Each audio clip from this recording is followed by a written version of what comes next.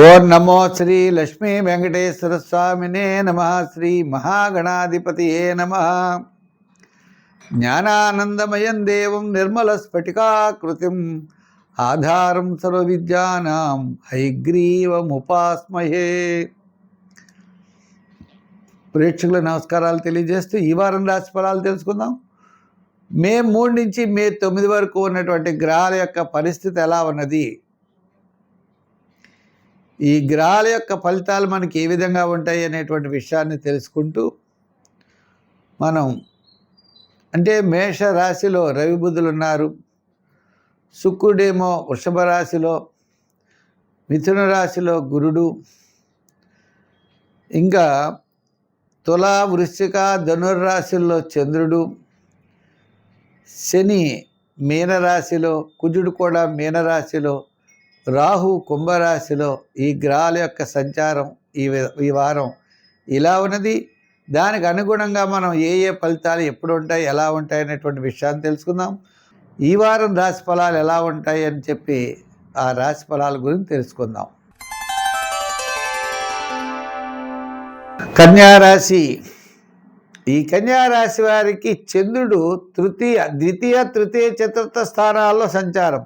వారం మధ్యలో successful life ఉంటుందట. వార ప్రారంభం పనులు ఆలస్యమవుతాయి, వారాంతం వివాదాలకు ఎక్కువగా ఉంటాయి. అష్టమంలో రవి బుధులు, సప్తమంలో శని, సప్తమంలో కుజుడు, ఏదైనా ఒక షష్ఠ రాహు ఒక్కడే యోగదాయకంగా ఉన్నాడు.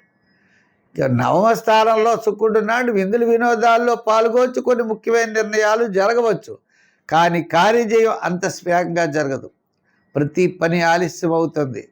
నేను చేయగలను అనుకుంటారు, మీరు చేయలేరు.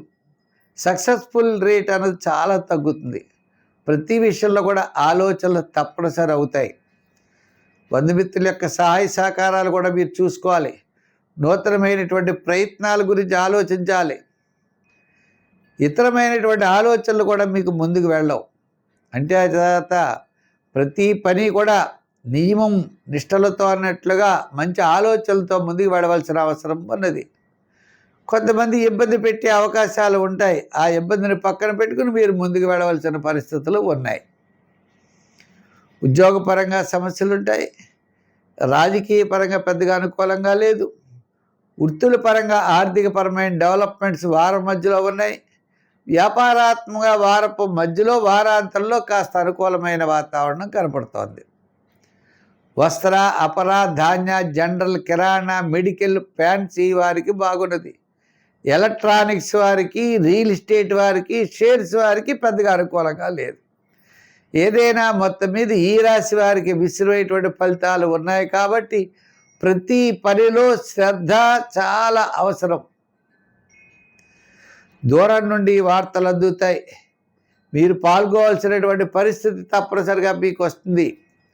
అది మీకు ఇష్టం ఉన్నా లేకపోయినా మీరు చేయవలసిన పరిస్థితులు కూడా ఉంటాయి. అటువంటి విషయాలు జాగ్రత్తలు తీసుకోండి. మిగిలిన వ్యాపారాలు పరంగా మిగిలిన అన్ని రంగాలుగా కూడా మిశ్రమైనటువంటి ఫలితాలు ఉన్నాయి. ఈ రాశి వారి నవగ్రహ ప్రదక్షిణ చేయాలి, నవగ్రహ స్తోత్రాన్ని పఠించాలి, నవగ్రహారాధన చేయడం, గురు చరిత్ర లాంటివి పారాయణ చేయడం ద్వారా కాస్త అనుకూలమైనటువంటి వాతావరణం ఉన్నది.